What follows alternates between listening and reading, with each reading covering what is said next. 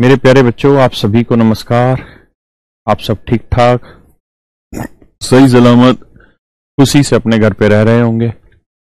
आज हम बहुत बड़ा टॉपिक पढ़ने जा रहे हैं जिसका नाम है मिक्सचर एंड एलिगेशन।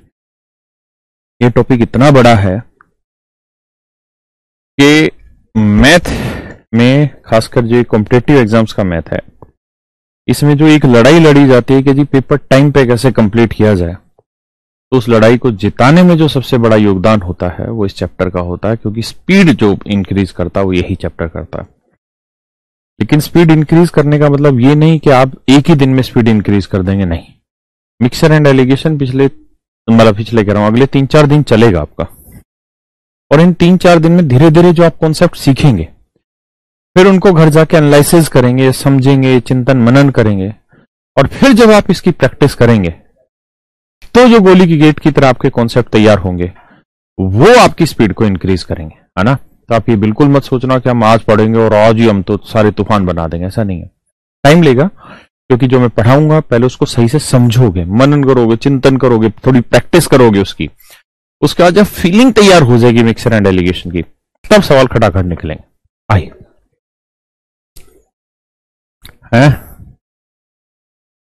भाई डाउट्स करा दिया करेंगे। आपको पता ही है मैंने टीचर अपॉइंटमेंट किया हुआ है काफी सारे टीचर्स का, इसीलिए ताकि बच्चों के डाउट इकट्ठे करे जा सके ढंग से और फिर उनको सोल्व किया जा सके। थोड़ा सा टाइम दे दो, उसी प्रोसेस में लगे मैं। तो मेरे प्यारे बच्चों, आज हमारा जो टॉपिक है उसका नाम है मिक्सचर एंड एलिगेशन।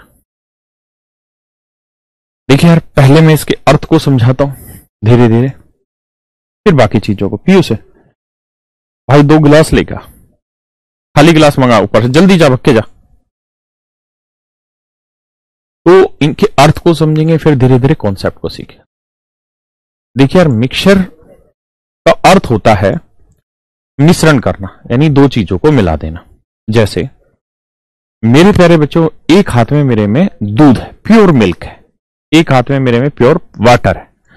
एक हाथ में प्योर दूध है, एक में प्योर वाटर है, दोनों को मिला दिया, ये कहलाया मिश्रण। ये क्या कहलाया मेरे बच्चों? मिश्रण, है ना। फिर से एक हाथ में प्योर मिल्क है, एक हाथ में प्योर वाटर है, दोनों को मिला दिया, ये मेरा कहलाता है मिश्रण, है ना। अब मेरे पास एक ये मिश्रण है और कोई एक और दूध पानी का मिश्रण है, ये एक दूध पानी का मिश्रण है, ये एक दूध पानी का मिश्रण, और इन दोनों मिश्रणों को मिला दिया, ये मेरे प्यारे बच्चों मेरा कहलाता है एलिगेशन। वैसे एलिगेशन कहलाता है मिक्सचर को या मिश्रणों को मिक्स करने के मेथड का नाम है एलिगेशन, ठीक है जी। लेकिन फिर भी आप देसी भाषा को समझिए जो आपको थोड़ी थोड़ी क्लैरिटी रिप्रेजेंट करे, यानी प्योर चीज को मिलाना। प्योर चीज को क्या लिखे? प्योर क्वांटिटी को मिलाना मिक्सचर, और मिक्सचर को मिलाना एलिगेशन, या उस मेथड का नाम होता है बेसिकली एलिगेशन, जिस मेथड के थ्रू आप 2 मिक्सचर को मिक्स करते हैं, है ना। मेरी बात समझ गए? हाँ, जैसे मिल्कमैन करता है। मिल्कमैन तो शायद प्योर दूध लेता होगा और प्योर वाटर लेता होगा और मिक्स कर देता होगा और एक मिश्रण तैयार कर देता होगा, है ना। ये मान लो ए दूधिया, ऐसे कोई बी दूधिया होगा, वो दूध थोड़ा फालतू लेता होगा, पानी थोड़ा कम लेता होगा, और वो एक और नया दूध बना देता है, यानी एक और नया मिश्रण तैयार कर देता है। ये डिफरेंट मिक्सचर हो गया, ये डिफरेंट मिक्सचर, है ना। दूध पानी की मात्रा अलग अलग हो गई। फिर इन दोनों मिश्रणों को मिला देना कि भाई इससे ये खरीद ले, इससे खरीद ले, फिर दोनों को मिलाना। इस मिलाने के नाम को, या इस मिलाने को हम कहते हैं एलिगेशन, है ना। क्या होता है? एलिगेशन, ठीक है जी। सबसे पहले आप इतनी बात समझिए, अब फिर हम समझेंगे ये चीजें कब कब मिलाई जा सकती, कौन कौन सी मिलाई जा सकती। तो मेरे प्यारे बच्चों, चीजें मिक्स करने के लिए सबसे पहली चीज तो जरूरी है कि जो मिक्स होनी है वो सेम स्टेट की होनी चाहिए, सेम स्टेट की होनी चाहिए, ये होनी चाहिए।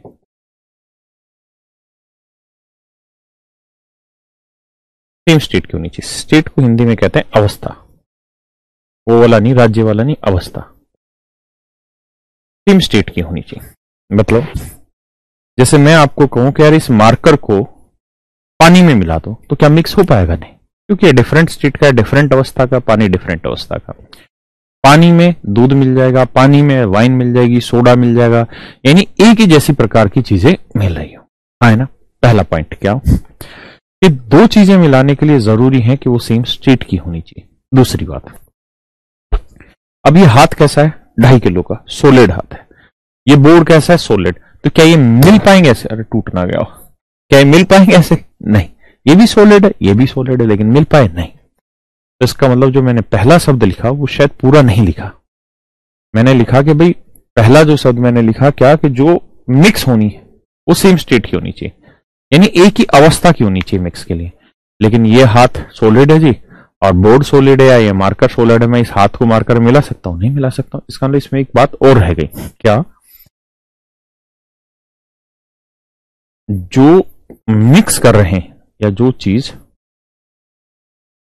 मिक्स कर रहे हैं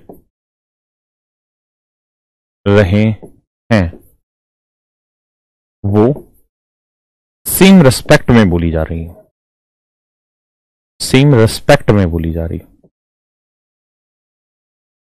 वो सेम रेस्पेक्ट में बोली जा रही हो। ये जो रेस्पेक्ट वर्ड है बहुत बड़ा शब्द है, इज्जत करना नहीं है इसका मतलब। यहां पे इसका मतलब है सापेक्ष, कि दोनों एक ही सापेक्ष में बोली जा रही है, दोनों एक ही सापेक्ष में बोली जा रही है। इसका मतलब क्या, वो भी धीरे धीरे मैं समझाता हूं। पहले इन दोनों पॉइंटों को पढ़िए, और मैं पहले ही कह रहा हूं कि अभी पढ़ते ही अभी समझ नहीं आएगा मिश्रण। पूरा 4-5 दिन का लेक्चर है ये, 4-5 दिन का ये टॉपिक है। जब ये पूरे 4-5 दिन हो जाएंगे तब जाके पल्ले पड़ेगा, और पल्ले पड़ेगा तो इतना मजा आएगा मत पूछो बात। इसलिए आराम से समझो।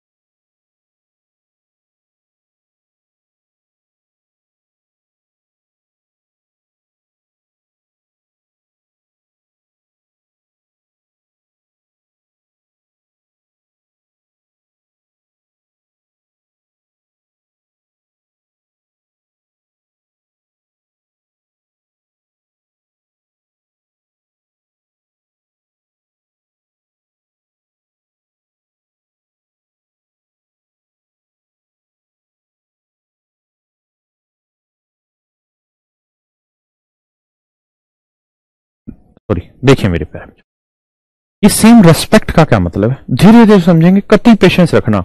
ये सोच लेना बर्फ बन जाना आज, जब तक बर्फ नहीं बनोगे तब तक बात पल्ले नहीं पड़ेगी। कति रवि कह रहा है सर सेकंड वाला बता देगा, बता रहे हैं सारी बात बता रहे हैं, क्यों ना सर टॉपिक का नाम चेंज करवा दो, मैथ स्पेशल।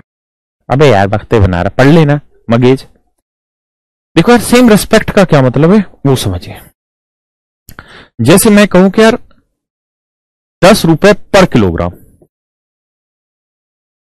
है ना, 10 रुपए पर किलोग्राम, क्लियर है। और मैं कहूं 15 रुपए पर किलोग्राम, क्या ये दोनों चीजें एक ही सापेक्ष में बोली जाती है? एक ही सापेक्ष में बोली जाती है। रेस्पेक्ट का मतलब सापेक्ष, यानी एक ही रेस्पेक्ट में बोली जा रही है। तो हां, जैसे इसका मतलब है कि भाई 10 रुपए 1 किलोग्राम की कीमत है, 15 रुपए 1 किलोग्राम, यानी ये भी 1 किलोग्राम के रेस्पेक्ट में, ये भी 1 किलोग्राम के रेस्पेक्ट में, है ना। जैसे मान लो दो दोस्त जा रहे हैं दूध की थैली लेके, दूध लेके, एक से पूछा क्या रेट है भाई दूध, वो कहेगा जी 30 रुपए लीटर। दूसरे से पूछा भाई क्या रेट है दूध, कहता जी 38 रुपए लीटर। तो आपने यहां एक चीज गौर की कि यहां पे भी 30 रुपए पर लीटर, यानी लीटर के रेस्पेक्ट में, यहां पे भी 38 रुपए पर लीटर। मतलब दोनों ही जगह पे जो चीजें बोली जा रही है मेरे प्यारे बच्चों, वो एक ही रेस्पेक्ट में बोली जा रही है, लीटर के रेस्पेक्ट में, है ना। दूसरी बात, मैं आपसे कहूं 15 किलोमीटर पर आवर और 28 रुपए किलो, मेरे बच्चों ये बताओ क्या ये दोनों चीजें सेम रेस्पेक्ट में बोली जा रही हैं? ये दोनों चीजें सेम रेस्पेक्ट में बोली जा रही हैं मेरे बच्चों, हाँ है ना। तो आप कहेंगे जी ना सर ये दोनों सेम रेस्पेक्ट में बातें नहीं बोली जा रही, क्यों?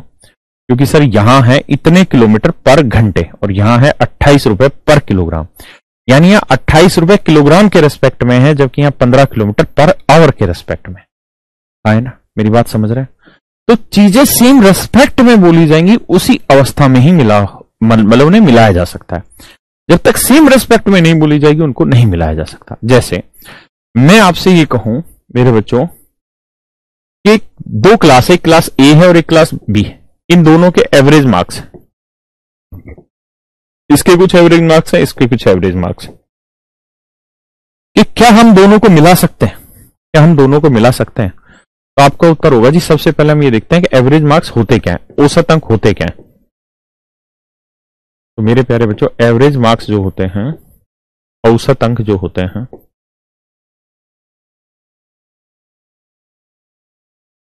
वो होते हैं मेरे प्यारे बच्चों क्या? नंबर ऑफ या सम ऑफ ऑल ऑब्जर्वेशन या सम ऑफ ऑब्जर्वेशन, या एवरेज मार्क्स की बात है सम ऑफ ऑल मार्क्स,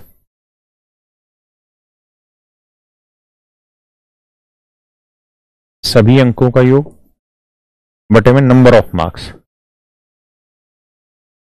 अरे यार number of student, number of student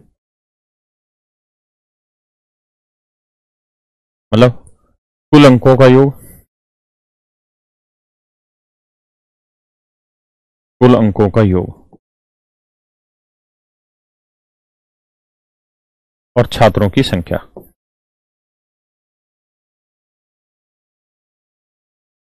छात्रों की संख्या।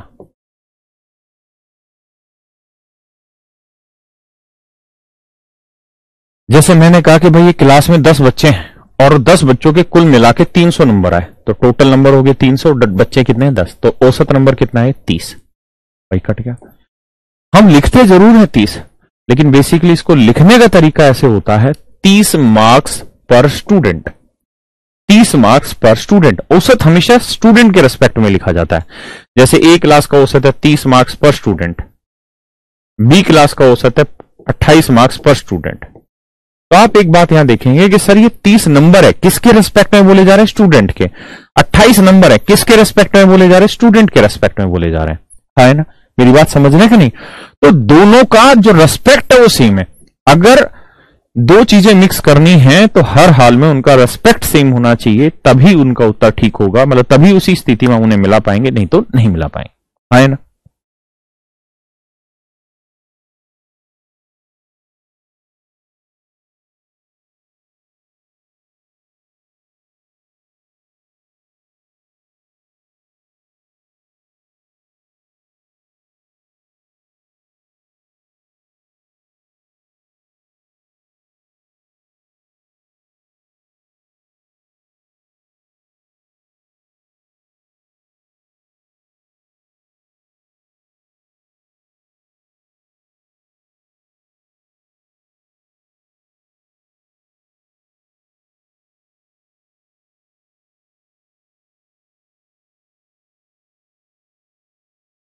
मैं आपको ये कहूं कि मेरे प्यारे बच्चों 10 रुपए और 21 रुपए ये दोनों मिक्स हो सकते हैं। तो मेरे प्यारे दोस्तों कहानी ये है कि 10 रुपए और 21 रुपए को क्या मिला सकते हैं या नहीं, सवाल ये है। तो उत्तर होगा नहीं। क्यों? क्योंकि किसी चीज के रेस्पेक्ट में नहीं बोली जा रही। आप कहें सर 10 रुपए तो बोल रहा है ना भाई, 10 क्या है रुपए, ये तो 10 की मात्रा है कि 10 क्या चीज है, या 21 क्या है ये उस चीज को बता रहा है। ये रेस्पेक्ट नहीं है ना। मेरी बात समझ पाए? ये रेस्पेक्ट नहीं है।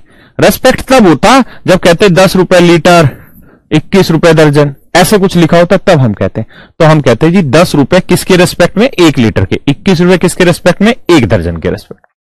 है ना मेरे प्यारे बच्चों? मेरी बात समझे या नहीं? मेरी बात समझी कि नहीं? यानी सिर्फ ये लिख देना कि 10 रुपए और 12 रुपए या 21 रुपए को मिला दो, ये बात बिल्कुल गलत है। ये दोनों मिक्स नहीं हो सकते और उसका कारण है क्योंकि दोनों सेम रेस्पेक्ट में नहीं बोले जा रहे। भाई मैंने 20 लिख दिया, अब 20 क्या? कुछ भी हो सकता है ना। 20 तो कुछ भी हो सकता है, 20 के बारे में तो हमें कुछ पता ही नहीं है। अगर मैं यहां लिख दूं 20 लीटर, तो ये तो 20 क्या है वो बात बता रहा है, किसी के रेस्पेक्ट में थोड़ी बात बोली गई। ये तो ये बता रहा है कि 20 क्या है, लीटर है ना, 20 क्या है, लीटर है। अगर मैं यहां लिख दूं कुछ तो बात बने, है ना, यहां मैं कुछ लिख दूं तो बात बने। अब मैं आपसे ये पूछूं कि 20% प्रॉफिट है और 10% प्रॉफिट है, क्या इन दोनों को मिक्स कर सकते हैं? क्या इन दोनों को मिक्स कर सकते हैं? या चलो इससे भी छोड़ो, मैं आपसे ये कहूं कि एक आदमी ने दो हिस्सों में पैसा इन्वेस्ट किया, एक जगह से 8% रेट ऑफ इंटरेस्ट मिला, दूसरी जगह से 3% रेट ऑफ इंटरेस्ट मिला। ये रेट ऑफ इंटरेस्ट है, रेट ऑफ इंटरेस्ट। देखिए, भागना हो तो तुरंत भाग जाए, लेकिन समझने में थोड़ा समय लगेगा। ब्याज की दर, ब्याज की दर, क्या ये मिक्स हो सकती है? हाँ या ना? 8% और 3% क्या ये मिक्स हो सकती है? तो मेरे प्यारे बच्चों, सबसे पहले आप ये देखिए कि रेट ऑफ इंटरेस्ट निकालते कैसे हैं। तो आपने तो देसी भाषा में पढ़ा होगा, principal into rate into time by 100 equal to simple interest होता है, हाँ है ना। अगर मुझे रेट निकालनी हो तो रेट ऐसे निकलती है जी, सिंपल इंटरेस्ट, हाँ है ना, इंटू में 100 अपॉन में पी इंटू टाइम। ऐसे ही तो रहता था, और रेट हमेशा 1 साल की होती थी, तो टाइम 1 साल हो जाएगा। अगर टाइम 1 साल करोगे तो 1 को पी से गुना करोगे, पी रह जाएगा, यानी ये रेट का सूत्र बन जाता है ना।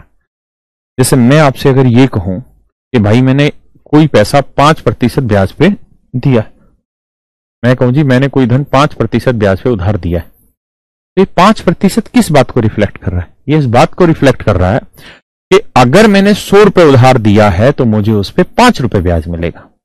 100 रुपए उधार दिया तो मुझे उस पर कितना ब्याज मिलेगा? 5 रुपए। यानी मेरे प्यारे बच्चों, ये 3 किसके रेस्पेक्ट में बोला जा रहा है? परसेंट, यानी 100 के रेस्पेक्ट में। यानी 3 रुपए किस पे जी? प्रति 100 पे, प्रति 100 पे। इसका मतलब जो रेट ऑफ इंटरेस्ट है वो हमेशा प्रिंसिपल के रेस्पेक्ट में बोली जाती है। जैसे 8% रेट ऑफ इंटरेस्ट, इसका मतलब 100 रुपए अगर आपने उधार दिया होगा या 100 रुपए धन लगाया होगा तो उस पर 1 साल का ब्याज 8 रुपए, है ना।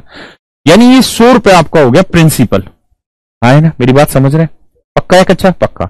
यानी 8% का मतलब है कि 100 रुपए पे 1 साल का ब्याज 8, 100 रुपए पे 1 साल का ब्याज 8, पक्का। यानी रेट ऑफ इंटरेस्ट जो है वो हमेशा किसके रेस्पेक्ट में बोली जाती? परसेंटेज। और परसेंटेज का मतलब हुआ कि हर 100 रुपए पे 8 रुपए ब्याज, यानी रेट ऑफ इंटरेस्ट हमेशा प्रिंसिपल के रेस्पेक्ट में बोली जाती है, प्रिंसिपल के रेस्पेक्ट में बोली जाती है, मूलधन के रेस्पेक्ट में, है ना।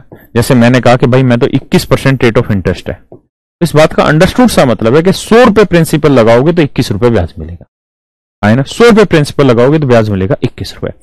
यानी मेरे प्यारे बच्चों, रेट ऑफ इंटरेस्ट किसके रेस्पेक्ट में बोली गई? तो आप कहेंगे सर प्रिंसिपल के रेस्पेक्ट में बोली। किसके रेस्पेक्ट में मेरे बेटा? प्रिंसिपल के रेस्पेक्ट में।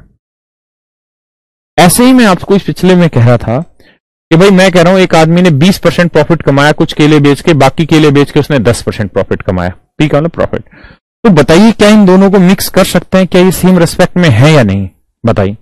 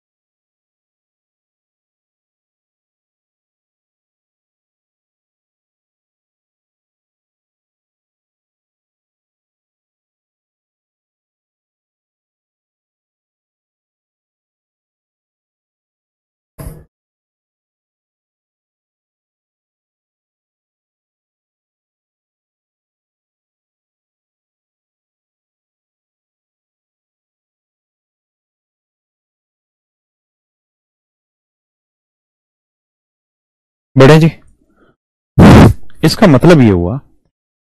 अच्छा, ये तो प्रॉफिट परसेंट निकालते कैसे? प्रॉफिट परसेंट निकालते कैसे, तो इसका मतलब होता है जी प्रॉफिट अपॉन कॉस्ट प्राइस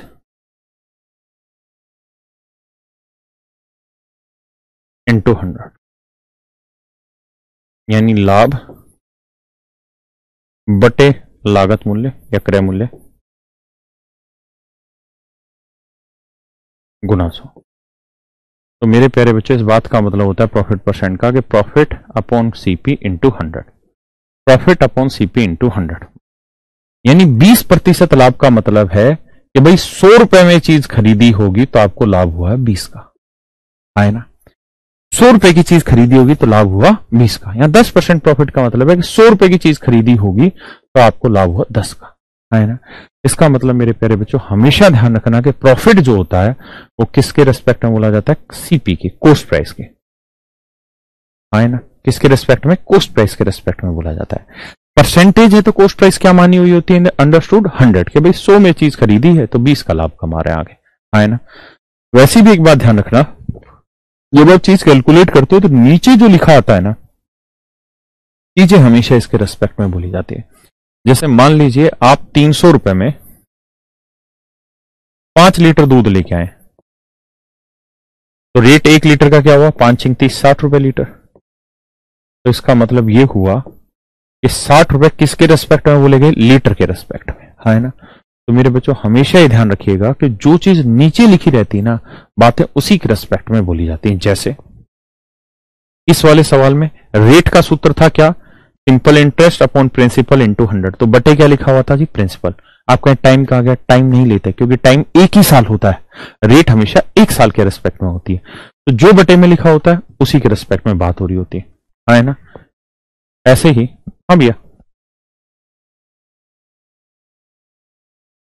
ऐसे ही यहां पे एवरेज मार्क्स है, तो मेरे बच्चों एवरेज मार्क्स में बटे में आपने क्या लिखा हुआ, छात्रों की संख्या, नंबर ऑफ स्टूडेंट। तो यहां पे मैंने यही बताया था कि 30 मार्क्स पर स्टूडेंट, 28 मार्क्स पर स्टूडेंट, यानी किसके रेस्पेक्ट में बोला गया मेरे बच्चे, स्टूडेंट के रेस्पेक्ट में बोला गया, है ना। यहां पे भाई 10 रुपए पर किलोग्राम, 15 रुपए पर किलोग्राम, किसके रेस्पेक्ट में बोला गया, क्वांटिटी के रेस्पेक्ट में, यानी किलोग्राम के रेस्पेक्ट में बोला गया, है ना। तो अब आप धीरे धीरे रेस्पेक्ट का अर्थ समझे होंगे, यानी हम वही चीजें मिक्स कर सकते हैं। एक तो पहली चीज ये होनी कि सेम स्टेट की होनी चाहिए और सेम रेस्पेक्ट भी की भी होनी चाहिए, सेम रेस्पेक्ट की भी होनी चाहिए, यानी वो चीजें एक ही सापेक्ष में बोली गई हो, यानी दोनों के पीछे जो बैक है वो एक ही होनी चाहिए, चाहे वो क्वांटिटी हो, चाहे वो परसेंटेज हो, चाहे रेट हो, चाहे कॉस्ट प्राइस हो, या कुछ भी हो, लेकिन बैक एक ही चीज रहनी चाहिए, आए ना। मेरी बात समझ रहे हैं। जैसे मैं कहूं यार ये कोई पार्किंग है, ये कोई पार्किंग है, इसमें कुछ गाड़ियां तो 4 व्हीकल की, 4 पहिए वाली है, और कुछ गाड़ियां 3 पहिए वाली है। तो बताइए क्या ये मिक्स हो सकते हैं, कुछ गाड़ियां 4 पहिए वाली, कुछ गाड़ियां 3 पहिए वाली, क्या ये मिक्स हो सकते हैं, बताइए। हो सकते हैं, कैसे, क्योंकि इस बात का मतलब है कि 4 व्हील, व्हील का डब्ल्यू मतलब पहिए, 4 व्हील पर व्हीकल, मतलब एक उसमें गाड़ी में 4 पहिए, और 3 व्हील पर व्हीकल, यानी एक गाड़ी में 3 पहिए। तो इसका मतलब मेरे प्यारे बच्चों यहां जो बातें बोली जा रही है किसके रेस्पेक्ट में बोली जा रही है, व्हीकल पर व्हीकल, यानी एक साधन के रेस्पेक्ट में बोली जा रही है। भाई 4 व्हील की गाड़ियां हैं, यानी मैं ऐसे कह रहा हूं कुछ गाड़ियों में 4 पहिए, कुछ गाड़ियों में 3 पहिए, इसका मतलब कुछ गाड़ियों में हर गाड़ी में 4 पहिए, बाकी हरी गाड़ियों में 3 पहिए, है ना। तो व्हीकल के बेस पे, ठीक है, व्हीकल की स्पेलिंग गलत दिख दी क्या मैंने, मारा गोली भाई। यहां तक की बात समझ रहे हैं, किसी भाई को दिक्कत है, किसी भाई को यहां तक कोई दिक्कत नहीं। यानी हमें सबसे पहले यह समझना है कि दो चीजें सेम स्टेट की होनी चाहिए, है ना। सेम स्टेट से मेरा मतलब यह है कि जैसे मैं आपको कह दूं कि 12 रुपए दर्जन और 15 रुपए किलो, तो ये मिक्स नहीं कर सकते क्योंकि यहां रेस्पेक्ट में दर्जन है, यहां रेस्पेक्ट में किलो, गलत हो जाएगा। सेम रेस्पेक्ट में होनी चाहिए, सेम स्टेट का मतलब एक जैसी चीज होनी चाहिए, हाँ है ना, एक जैसी चीज होनी चाहिए, एक ही अवस्था की चीजें होनी चाहिए। ऐसा नहीं कि मैं कहूं कि पानी को और मैंने किलोमीटर से मिला दिया, गलत बात है। पानी को किलोमीटर डिस्टेंस से मिला दिया, नहीं मिलेगा, है ना। इस बात को समझिए, फिर थोड़ा आगे बढ़ते हैं।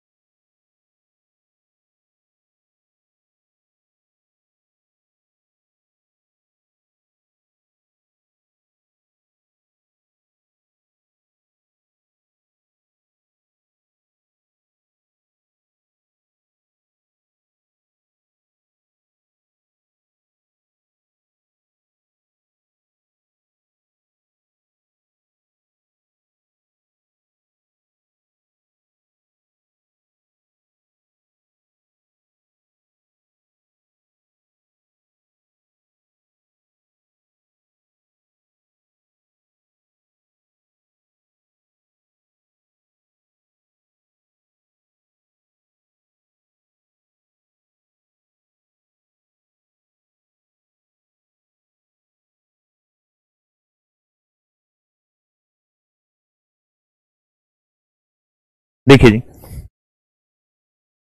अब हमारा दूसरा सवाल होता है कि हाउ टू मिक्स। अभी तक तो था कि मिश्रण क्या होता है, एलिगेशन क्या होता है। पहला सवाल बताया जी, दो प्योर चीजों को मिलाना मिक्सचर कहलाता है, दो मिश्रणों को मिलाना एलिगेशन कहलाता है, दो मिश्रणों को मिलाने का मेथड एलिगेशन है।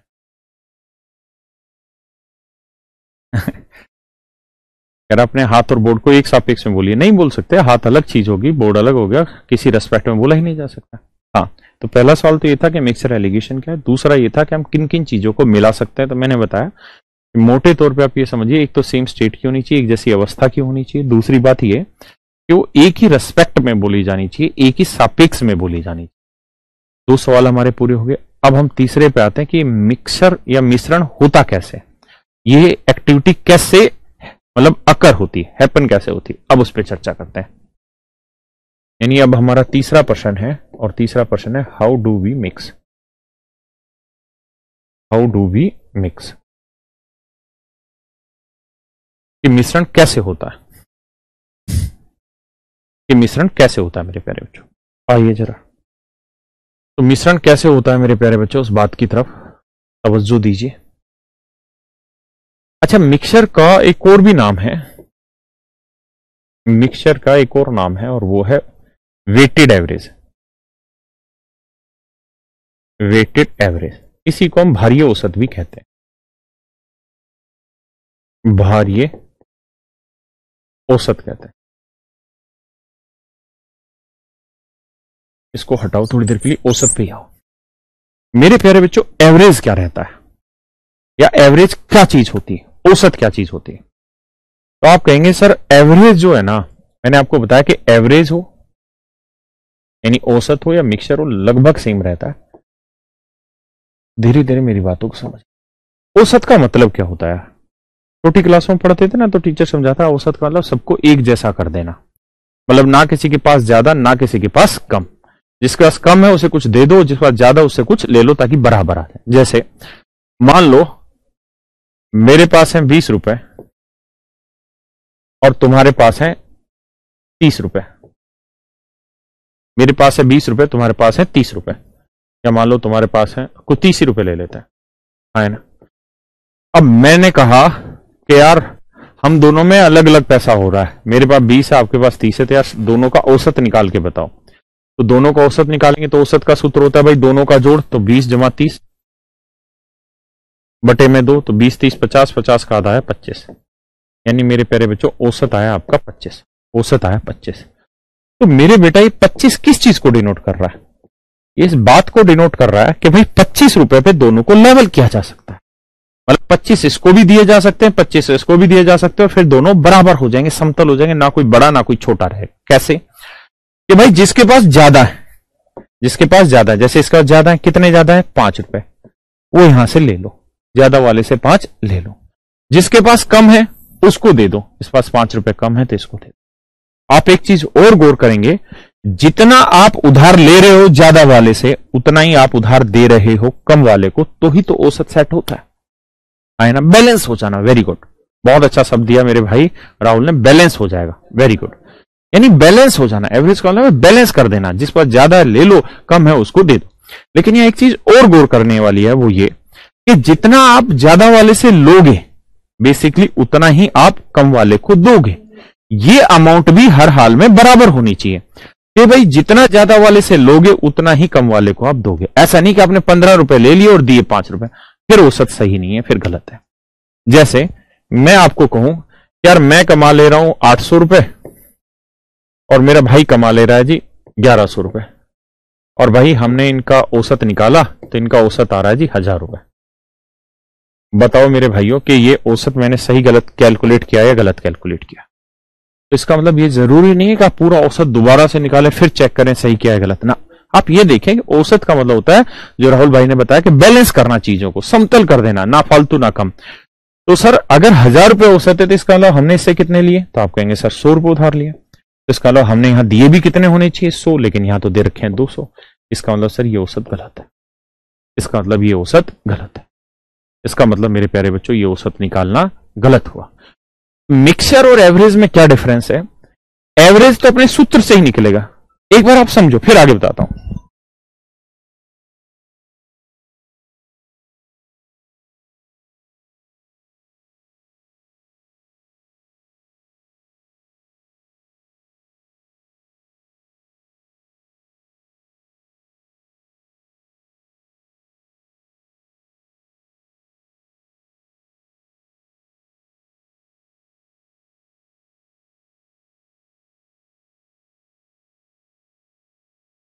एवरेज निकालने के लिए तो सूत्र वही है जो आप पढ़ रहे थे कि भाई दोनों का जोड़ करो, 2 से भाग दे दो, दोनों का जोड़ करो, 2 से भाग दे दो। लेकिन मिक्सचर ये कहता है, मिक्सचर ये कहता है कि यार इस तरीके को भूल जाओ कि दोनों का जोड़ करो और फिर आधा कर दो, या जितने स्टूडेंट है उन जितने नंबर है उन सबका जोड़ कर लो, जितने स्टूडेंट उससे भाग दे दो।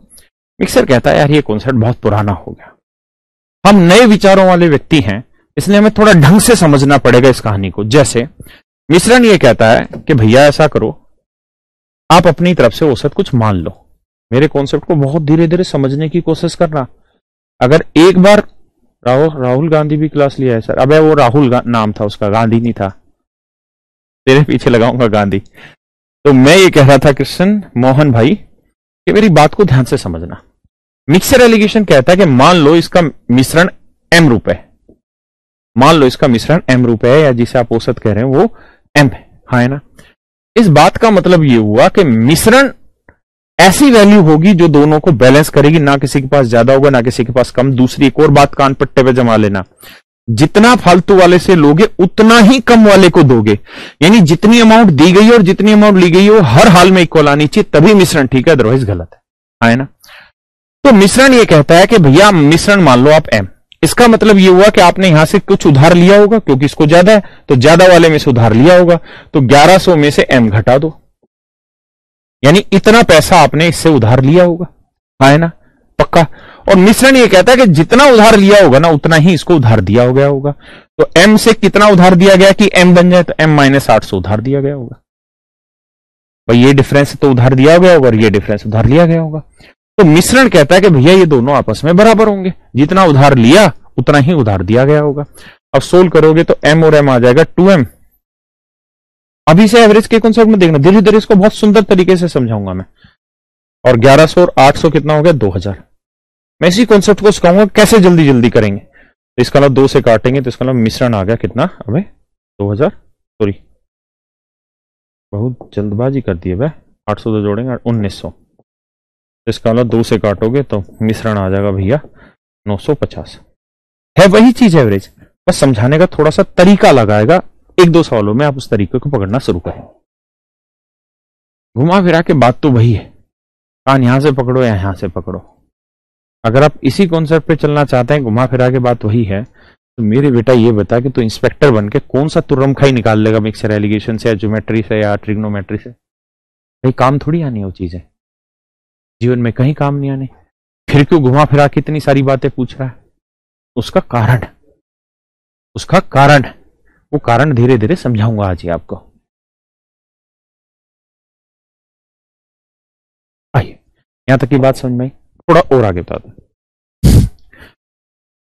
सवाल में कहेगा कि मान लीजिए 2 बच्चे हैं, 2 लड़के हैं जी, इनके औसत मार्क्स हैं 50 मार्क्स पर स्टूडेंट, पर स्टूडेंट। 3 लड़कियां हैं जी, इनके औसत मार्क्स हैं जी 30 मार्क्स पर स्टूडेंट।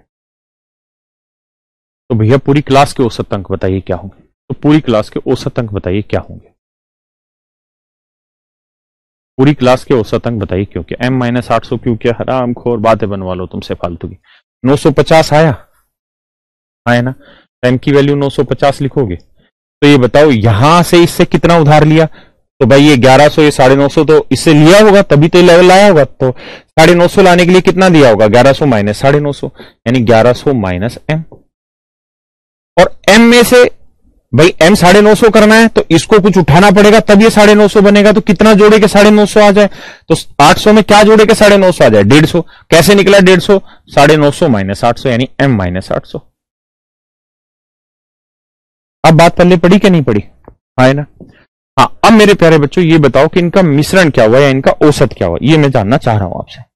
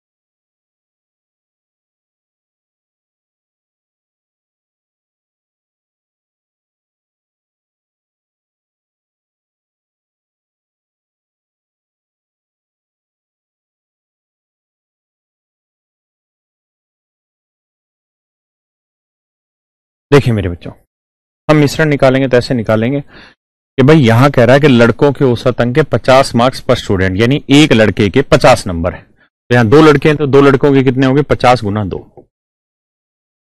यहां बात करते हैं 30 मार्क्स पर स्टूडेंट के, एक स्टूडेंट के 30 नंबर, तो तीन लड़कियों के कितने होंगे, 30 गुना 3। और टोटल बच्चे कितने हैं जी, 2 और 3 5, सॉरी 100। तो 50 दूनी 100 और 30 दिए 90। तो मेरे प्यारे बच्चों ने जोड़ेंगे तो 100 में 90 जोड़ेंगे 190, और 3 और 2 5, 5 दिए 15, 5 दिए 15, 4 बचा 5 8 40। मतलब मेरे प्यारे बच्चों इनका औसत होगा 38 मार्क्स पर स्टूडेंट। इनका औसत क्या होगा जी, 38 मार्क्स पर स्टूडेंट। क्या औसत होगा मेरे प्यारे बच्चों, 38 मार्क्स पर स्टूडेंट। हाँ है ना, 38 मार्क्स पर स्टूडेंट इनका औसत। किसी भाई को कोई दिक्कत है यहां तक, नहीं? यानी मेरे प्यारे बच्चों 38 मार्क्स पर स्टूडेंट इसका औसत हो। कोई दिक्कत हो यहां तक तो बताइए। अब आगे समझिए, कहानी ये है मेरे दोस्तों, 38 मार्क्स पर स्टूडेंट औसत आया, इससे क्या समझ आया, वही बात मैं आपको समझाना चाह रहा हूं। क्या?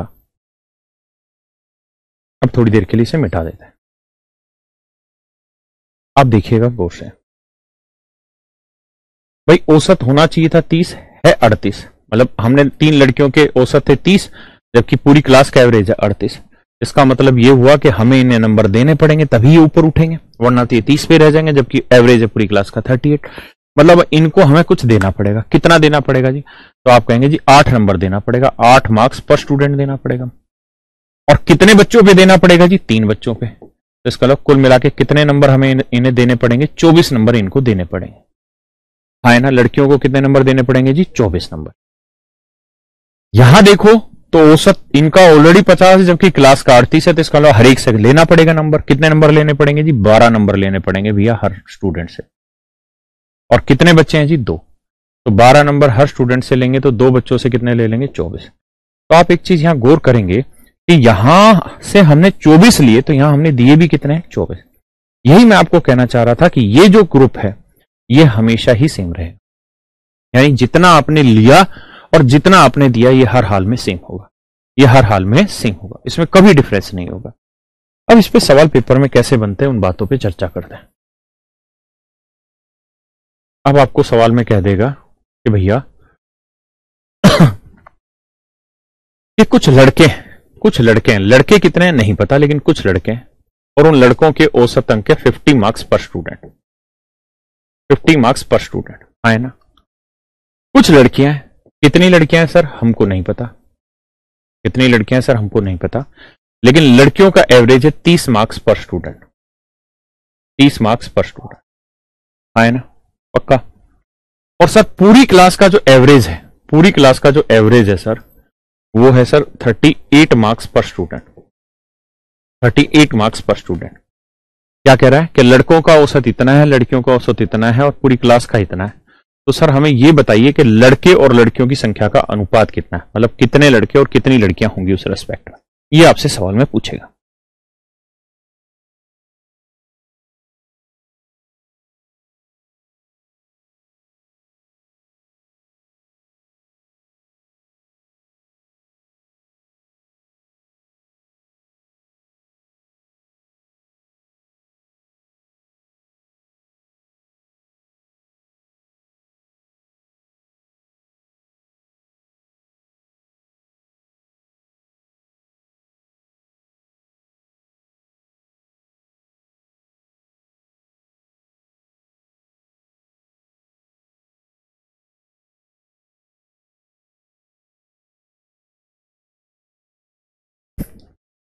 देखिए मेरे प्यारे बच्चों, बहुत आराम से समझना, क्योंकि उस रास्ते तक पहुंचने में समय लगेगा।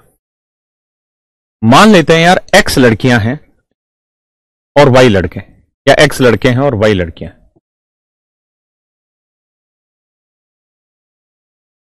तो हमें पता है कि यार औसत एक ऐसी चीज होती है कि कम वाले को देते हैं और ज्यादा वाले से लेते हैं। तो ये बताओ बेटा, ज्यादा वाले से कितना लिया होगा? तो 12 नंबर उधार लिया होगा हर एक बच्चे से। और कितने बच्चे हैं जी? लड़के कितने? एक्स। तो इसका मतलब 12x हमने यहां से उधार लिया होगा, 12x हमने यहां से उधार लिया होगा। और मेरे प्यारे बच्चों यहां हमने हर एक को कितने नंबर दिए होंगे? 8 मार्क्स दिए होंगे हर एक बच्चे को, क्योंकि तब औसत के करीब आया होगा। और कितनी लड़कियां हैं जी? वाई, तो वाई लड़कियों को कितने दे दिए होंगे जी? 8 वाई। इस बात का मतलब ये बना मेरे बच्चों कि यहां से हमने 12x नंबर उधार लिए हैं, तो यहां हमने 8 वाई नंबर उधार दिए, और जितने हम यहां से उधार लेंगे उतने ही हम यहां उधार देंगे। जितना उधार लेंगे उतना ही आगे उधार देंगे, तभी यह लेवल होगा। इसका मतलब 12x और 8y आपस में बराबर है। अगर ऐसा है तो x यहीं रखो, y बटे ले आओ। ये आया 8/12, 4 दूनी 8, 4 3 12। इसका मतलब x की वैल्यू 2 तो y की 3, मतलब लड़के 2 हैं तो लड़कियां हैं 3। लड़के 2 हैं मेरे बेटा तो लड़कियां हैं 3। आए ना? मेरी बात समझ पाए? लड़के 2 हैं तो लड़कियां कितनी है मेरे बेटा? 3। यानी ये रेशियो आ गया। दूसरी बात, आपको इस सवाल इस तरह भी करने की जरूरत नहीं। अगर आप गौर से देखें तो यहां वाला जो ये डिफरेंस था, यहां वाला जो ये डिफरेंस था वो कितना था? 8। यहां वाला डिफरेंस कितना था? 8। और 8 एक्चुअल में वैल्यू किसकी आई? लड़कों की। यानी यहां वाला डिफरेंस रिप्रेजेंट कर गया इसको, और यहां वाला डिफरेंस कितना था? 12। और 12 वैल्यू किसकी बनी थी? लड़कियों की। तो यहां वाला डिफरेंस इनको रिप्रेजेंट कर दे रहा है, और यहां वाला डिफरेंस इनको रिप्रेजेंट कर दे रहा है। यानी यहां का डिफरेंस इसको, लड़के की संख्या को, और यहां का डिफरेंस लड़कियों की संख्या को रिप्रेजेंट करने लग रहा है मेरे बच्चों। मतलब हमें पेपर में ऐसे करना था कि भैया ये लड़के हैं, ये लड़कियां हैं, तो लड़कों का है 50 मार्क्स पर स्टूडेंट, और लड़कियों का है जी 30 मार्क्स पर स्टूडेंट।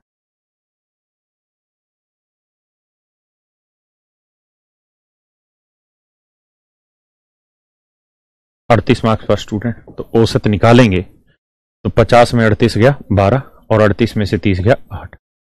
यानी इससे इसका डिफरेंस यहां लिखो, इससे इसका डिफरेंस यहां लिखो, और हमेशा बड़े में से छोटा घटाते। 50 में से 38 घटाया वो यहां आया, और 38 में से 30 घटाया वो यहां आया। अब रेशियो निकालोगे 4 दूनी 8, 4 3 12। तो लड़के 2 हैं तो लड़कियां हैं 3। यानी मिश्रण में हमेशा ये कैलकुलेशन क्रॉस होती है। क्रॉस होती क्यों? क्रॉस होती है क्योंकि यहां जो लड़कियों का डिफरेंस है वो काम आना है लड़कों के, और जो लड़कों का डिफरेंस है वो काम आना है लड़कियों के। क्योंकि जितना यहां से उधार लेंगे उतना ही वहां उधार देंगे। पक्का?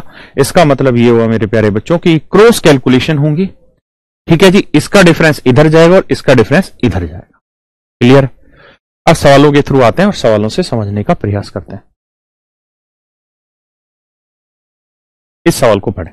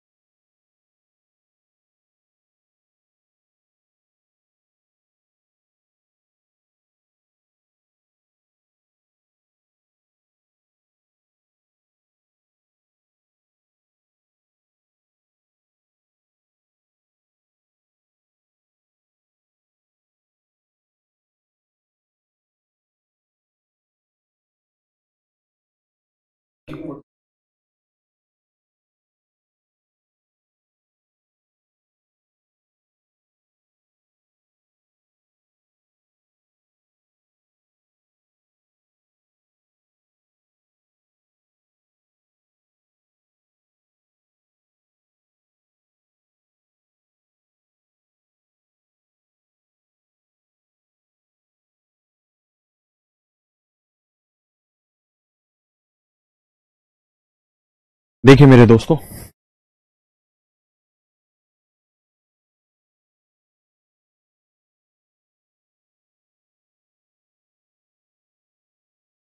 पीएनजी ऐसी ही बननी चाहिए, बिल्कुल ब्लैक।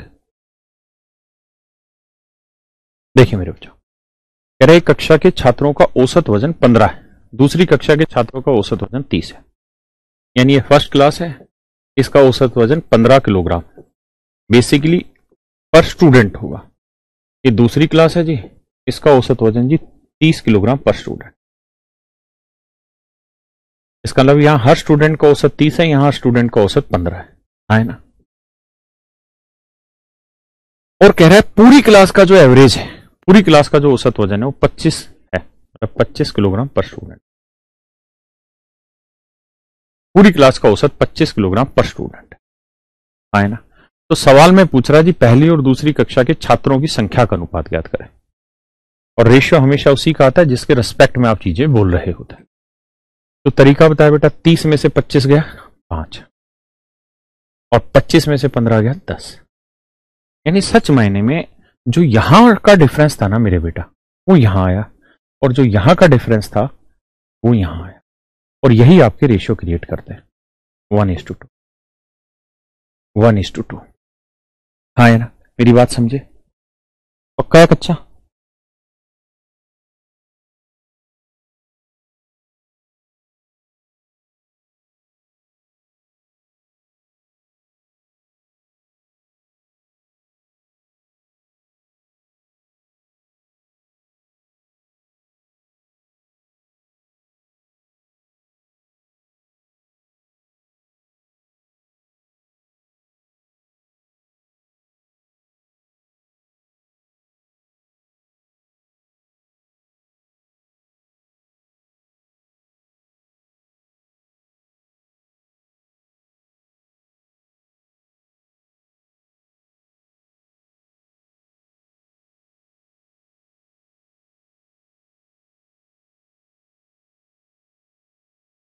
हाँ है ना, क्लियर है भाई मेरे? अब जरा ध्यान से समझिए, यही डाटा है, मैं इसी डाटा का इस्तेमाल कर रहा हूं और एक नया सवाल बना रहा हूं। मैं कह रहा हूं जी एक क्लास है, उसका वजन है 15 किलोग्राम पर स्टूडेंट। एक दूसरी क्लास है, उसका वजन है 30 किलोग्राम पर स्टूडेंट। तो आपको बताने इन दोनों क्लासों का एवरेज मतलब मिश्रण क्या होगा अगर इसमें नंबर ऑफ स्टूडेंट्स का रेशियो 1:2। अगर छात्रों की संख्या का अनुपात 1:2 है तो आपको बताना है कि मिश्रण क्या होगा। यानी मैंने ये वाला डाटा छिपा दिया, अब ये वाला डाटा वहां पूछ रहा हूं कैसे निकालूं। तो मेरे प्यारे बच्चों एक बात सोचिए, बहुत आसान सी साधारण सी बात है क्या, कि मेरे बेटा जो यहां डिफरेंस होता है वो आप यहां लिखते हैं, और यहां वाला डिफरेंस आप यहां लिखते हैं।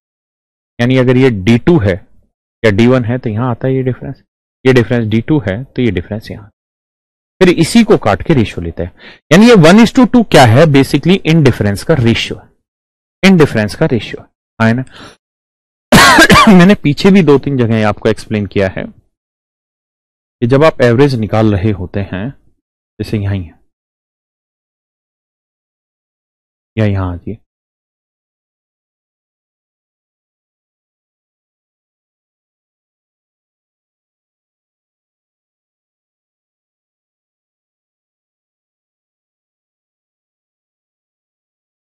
गायब हो गया क्या?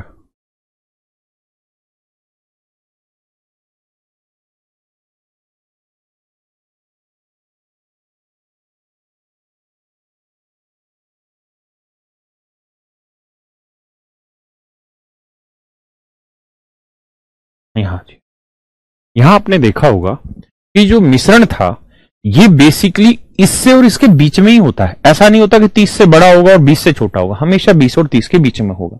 आए ना, तो हम करते क्या थे कि 20 से 25 का डिफरेंस 5 आया और 30 से 25 का डिफरेंस भी 5 आया। आए ना, और अगर आप गौर से देखेंगे तो 20 और 30 के बीच का डिफरेंस कितना है? 10। और ये 5 और 5 10 हुआ। आए ना, ये भी 5 और 5 क्या हुआ मेरे बेटा? 10 हुआ। ऐसे ही अगर मैं आपको कहूं, क्या कहूं, यहां जाओ, जैसे इस वाले सवाल में था, अगर आप ध्यान से देखें तो 50 और 30 के बीच का डिफरेंस कितना था? 20। और 50 और 38 के बीच का डिफरेंस 12, और 30 और 38 के बीच का 8। तो ये डिफरेंस का जोड़ भी इसके डिफरेंस के बराबर ही होता है, 12 और 8 20। क्यों? क्योंकि 38 कहीं बीच का ही तो पॉइंट होगा, तो यहां से यहां तक का डिफरेंस 8 है और यहां से यहां तक का डिफरेंस 12, तो 12 और 8 टोटल डिफरेंस 20 आया। आया ना, ये बात समझते हैं। अब मैं अपने पॉइंट की बात पे आता हूं। हाँ, अब मैं यहां पॉइंट की बात पे आता हूं, क्या कि मेरे प्यारे बच्चों ये डिफरेंस और ये डिफरेंस जो है भाई ये वाली जो वैल्यू है कहीं बीच की तो है, तो यहां वाला डिफरेंस यहां रखा जाता है, यहां वाला डिफरेंस यहां रखा जाता है, और इन दोनों डिफरेंस का जोड़ चाहिए तो वो बेसिकली कुछ और नहीं, इन दोनों के बीच का अंतर है। तो 15 और 30 के बीच का डिफरेंस कितना है? 15। इसका मतलब ये डिफरेंस जमा ये डिफरेंस बेसिकली कितने के बराबर है? 15। कितने के बराबर है? 15। और ये 1 है तो ये वाला डिफरेंस का रेशियो 1 होगा, ये 2 है तो इस वाले डिफरेंस का रेशियो 2, यानी ये डिफरेंसेस का रेशियो यहां 2:1 होगा। तो मेरे बेटा 15 को 2:1 में बांटते हैं, तो 15 को 2:1 में बांटेंगे तो आपको बांटना आता है ये 2 और 1 3, 3 यूनिट 15, 1 यूनिट 5, तो 2 यूनिट 10, ये 5। इसका मतलब ये वैल्यू, ये वाला जो डिफरेंस है ये 10 होगा और ये डिफरेंस 5 होगा। अगर ये डिफरेंस 10 है तो 15 में से 10 घटाएंगे कितना आएगा? 15, मतलब 15 में 10 जोड़ेंगे 25, और ये डिफरेंस 5 है तो 30 में से 5 घटाए 25। आपको वहां घटाए हैं, जोड़ा क्यों? क्योंकि मिश्रण जो होता है वो बड़े वाले से छोटा होता है और छोटे वाले से बड़ा होता है ना? मेरी बात समझ पा रहे हैं यहां तक? तो जब भी ऐसा सवाल आए और आपको ये निकालना हो तो साधारण सा तरीका उसका ये है कि आप ऐसे हर सवाल में इनका डिफरेंस निकाल लिया करें। 15 और 30 का डिफरेंस क्या आया जी? 15। उस 15 को इस रेशियो में बांट दीजिए 1:2 में। बांटेंगे तो ये आएगा 5 और ये आएगा 10। इसका मतलब ये वाली वैल्यू 5 होगी और ये वाली वैल्यू 10 होगी। ये 5 है, इसका मतलब ये 5 यानी ये डिफरेंस 5 है, ये 10 मतलब ये डिफरेंस 10 है ना? अब ये बड़ा है ये छोटा, तो ये छोटा है तो मिश्रण इससे बड़ा होगा, तो 15 में 10 जोड़ा 25 और 30 में से 5 घटाया 25। क्लियर है? आइए अगले सवाल में करिए, बिल्कुल धीरे धीरे पढ़ा रहा हूं।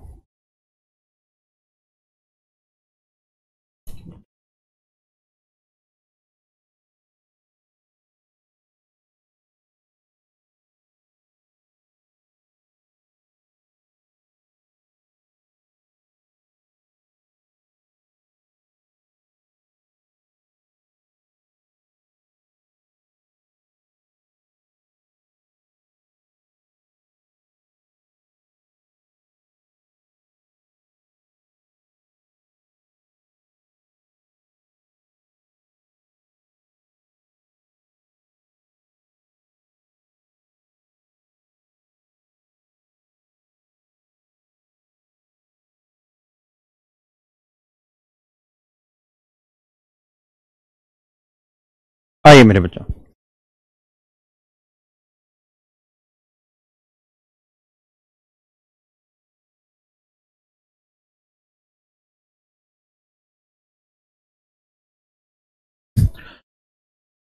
बंद कर दे। कहता जी लड़कियों का औसत वजन 15 है, 15 किलोग्राम पर स्टूडेंट है। कहता जी लड़कों का औसत वजन 30 किलोग्राम पर स्टूडेंट है। लड़के और लड़कियों दोनों का औसत वजन, लड़के और लड़कियों दोनों का औसत वजन 25 किलोग्राम है, 25 किलोग्राम पर स्टूडेंट। कहता जी यदि लड़कों की संख्या 12 है, लड़के 12 है, लड़कों के नीचे लड़के लिखे, तो लड़कियों की संख्या ज्ञात करें कितनी होगी। तो मेरे प्यारे बच्चों मिश्रण लगाएंगे, तो बड़े से छोटा, तो 30 में से 25 गया 5 और 25 में से 15 गया 10, तो रेशियो निकालेंगे तो 1:2, 1:2। इसका मतलब 2 यूनिट बेसिकली 12 को रिप्रेजेंट कर रही थी, 1 यूनिट की वैल्यू कितनी? तो 2 यूनिट 12 तो 1 यूनिट 6, 1 यूनिट की वैल्यू होगी 6। इसका मतलब लड़कियों की संख्या क्या है मेरे प्यारे बच्चों? 6। लड़कियों की संख्या जी 6 है ना? करिए जी इसको।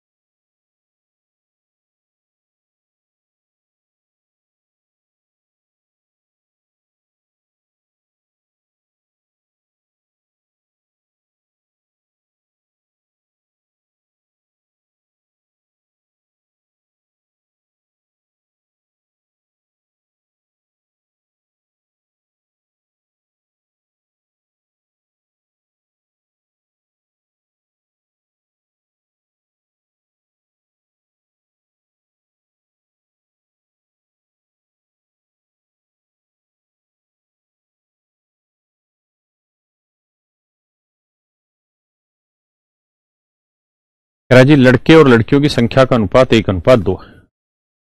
लड़कियों और लड़कों की संख्या का अनुपात है जी 1:2।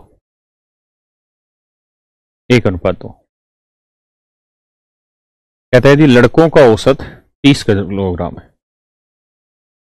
कहता है जी लड़कों का औसत 30 किलोग्राम पर स्टूडेंट। लड़के और लड़कियों दोनों का औसत कितना है जी 25 किलोग्राम पर स्टूडेंट, है ना। तो ज्ञात करें लड़कियों की संख्या क्या होगी। तो मेरे प्यारे बच्चों आप अच्छे से जानते हैं औसत जो चीज होती है ना वो हमेशा बीच की वैल्यू होती है, छोटे से बड़ी और बड़े से छोटी। तो आप देख रहे हैं इससे ये छोटी है तो इसका मतलब लड़कियों वाली वैल्यू से ये औसत बड़ी होगी, है ना। तो करिए क्या, इसका जो डिफरेंस आएगा वो यहां आना है और इनका डिफरेंस यहां आना है। तो 30 में से 25 गया 5 और 25 में से ये गया ये वैल्यू। और हम जानते हैं इन दोनों डिफरेंस का रेशियो है 1:2। 1:2। तो मेरे बेटा ये बताओ एक यूनिट 5 डिफरेंस को तो 2 यूनिट किसे रिप्रेजेंट करिए 10। तो इसका मतलब ये डिफरेंस होगा 10, ये डिफरेंस 10 है तो मतलब ये डिफरेंस 10 है और इससे ये छोटा है तो ये वाली वैल्यू इससे बड़ी होगी। तो इससे 10 बड़ा है ये तो ये कितनी होगी। इसका मतलब मेरे बच्चों लड़कियों का जो औसत हो 15 किलोग्राम पर स्टूडेंट, आए ना, 15 किलोग्राम पर स्टूडेंट। बताइए मेरे भाई इस सवाल को।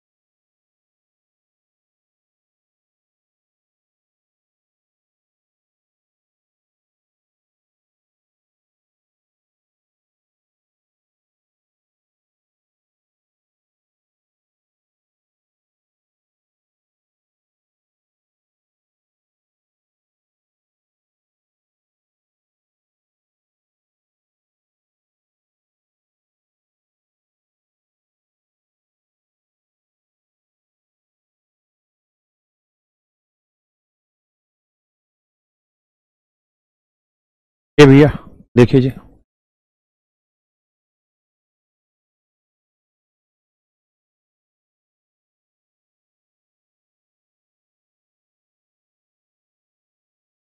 सवाल में कह रहा है जी the average weight of a class of 40 student is 30 kilogram. 40 बच्चों की क्लास का औसत वजन 30 किलोग्राम पर स्टूडेंट। और कह रहा है जी एवरेज वेट ऑफ 20 स्टूडेंट और 20 बच्चों वाली किसी क्लास का औसत वजन 15 किलोग्राम पर स्टूडेंट।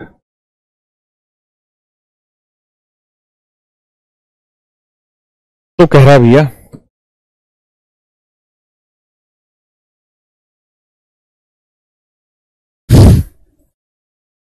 तो कह रहा है जी दोनों कक्षाओं को मिलाकर छात्रों का औसत वजन ज्ञात करो। कैसे निकाले भैया, पहले इनका रेशियो ले लो, रेशियो आ रहा है 2:1। अब मेरे प्यारे बच्चों मैंने आपको समझाया कि ऐसे में इन दोनों का डिफरेंस ले लो। 30 और 15 का डिफरेंस कितना है 15। तो जो 15 डिफरेंस आया इसे बांट लो किस रेशियो में 2:1 में। तो 2 और 1 3, 3 यूनिट 15, 1 यूनिट 5, 5 दूनी 10, 5 एकम 5। तो मेरे प्यारे बच्चों ये जो डिफरेंस है ये 10 है और ये डिफरेंस 5। इसका मतलब 30 में से ये घटाओगे तो 5 आएगा। तो 30 में से क्या घटाएंगे 5 आए तो 25 आएगा। आप कहें क्यों घटा रहे हो, क्योंकि ये छोटा है बड़ा, तो बड़े से छोटा होगा मिश्रण। तो 30 में से ये घटा के 5 तो मतलब ये होगा 25। तो औसत होगा जी 25 किलोग्राम पर स्टूडेंट, है ना। बताइए भैया।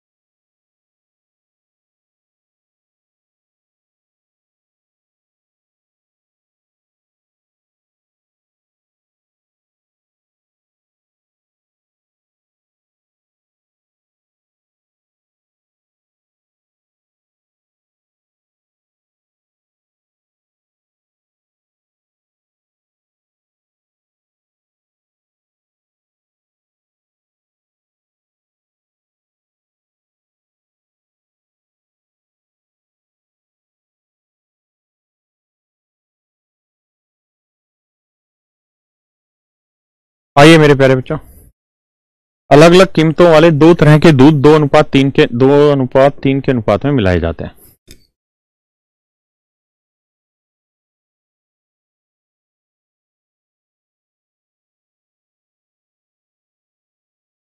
कहता है तो अलग अलग तरीके का, एक ए टाइप का है मान लीजिए, दूसरा बी टाइप का है। कहता है इसे हमें मिक्स करना है 2:3 के रेशियो। यदि पहले दूध की कीमत 10 रुपए प्रति लीटर, पहले दूध की कीमत 10 रुपए पर लीटर है और दूसरे टाइप के दूध की कीमत 15 रुपए पर लीटर, तो कह रहा है जी बताइए मिश्रण जो बनेगा वो कितने रुपए लीटर का बनेगा, हमें ये बताना। तो देखिए मेरे प्यारे बच्चों, तरीका ये होगा कि 10 और 15 का डिफरेंस ले लो। 10 और 15 का डिफरेंस क्या है मित्र? 5। अब 5 को किस अनुपात में बांट दो जी? 2:3 में। 5 को 2:3 में बांट दो, तो 2:3 में बांटोगे तो 2 और 3 5, 5 यूनिट 5 तो 1 यूनिट 1, तो ये 2 ही आएगा और ये मेरे भाई 3 ही आएगा, आए ना। तो ये वैल्यू मेरे बेटा 2 ही होगी और ये वैल्यू 3 होगी। तो 15 में से ये वैल्यू घटा के 2 है, तो बताओ 15 में से क्या घटाएं? 2 आए, तो आप कहेंगे जी 13 घटाएं, और 13 में से 10 घटाएं 3, तो इसका मतलब मिश्रण का जो प्राइस होगा वो 13 रुपए लीटर होगा, आए ना। करिए जी।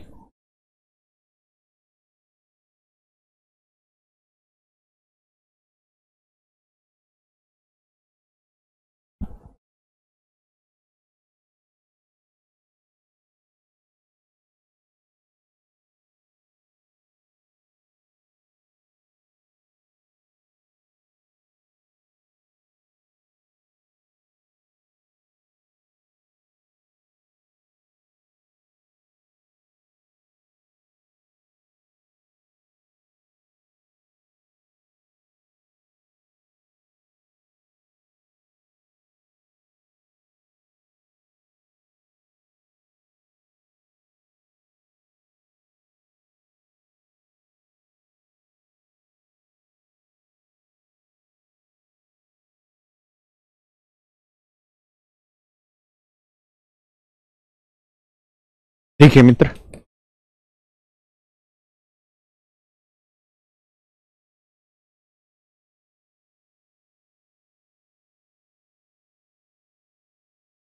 रहा 5 किलोग्राम बढ़िया चावल को, 5 किलोग्राम बढ़िया चावल को 25 किलोग्राम घटिया चावल में मिलाया गया। तो मेरे भाई बढ़िया चावल को सही से दिखाते हैं, घटिया को क्रॉस से दिखाते हैं। कहता है जी बढ़िया चावल की कीमत है 18 रुपए पर किलोग्राम भैया, और घटिया चावल की कीमत है भैया 12 रुपए पर किलोग्राम। कहता है जी हमें इन दोनों को मिश्रण में,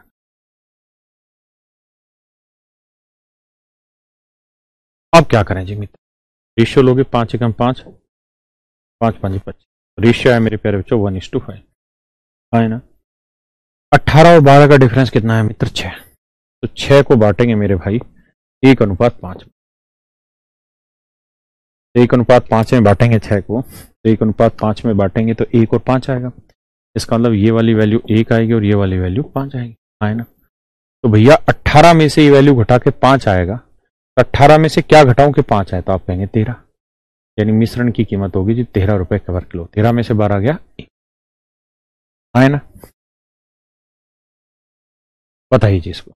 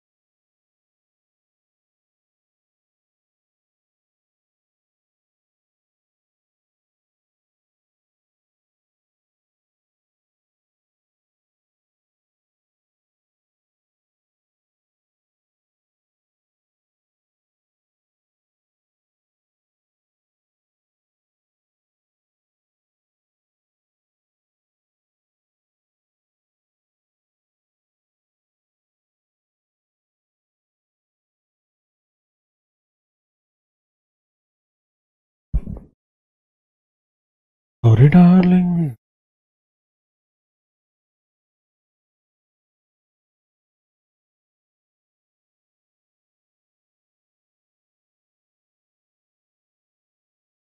कहता है 16 litre of wine is mixed with 5 litre of water.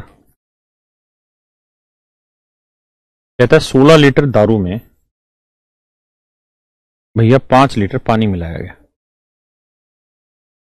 5 litre पानी मिलाया गया वाटर, है ना। The price of wine is 12 rupees per litre. कहता है जी दारू की कीमत है 12 रुपए पर लीटर, जबकि भैया पानी की कीमत है 33 रुपए पर लीटर। भैया जी पानी की कीमत है 33 रुपए पर लीटर, है ना। The average price of the mixture पर लीटर। तो मिश्रण का औसत मूल्य ज्ञात करें, क्या होगा। तो बेटा मेरे करिए क्या कि 12 और 33 का डिफरेंस ले लीजिए। तो आप कहेंगे जी 12 33 का डिफरेंस है 21। अब यहां रेशियो लेंगे तो यही आएगा 16:5, है ना। तो करिए क्या कि 21 को 16:5 में बांटिए, तो 16 ही आएगा और 5 ही आएगा, क्योंकि 16 और 5 21 हुआ, है ना। तो ये वैल्यू 16 ही मेरे बेटा, ये वैल्यू 5 है। अब ये बताइए 33 में से ये घटा के 16 आएगा और इसमें से 12 घटा के 5, तो वैल्यू क्या होगी 17, यानी मिश्रण हुआ 17 रुपए पर लीटर।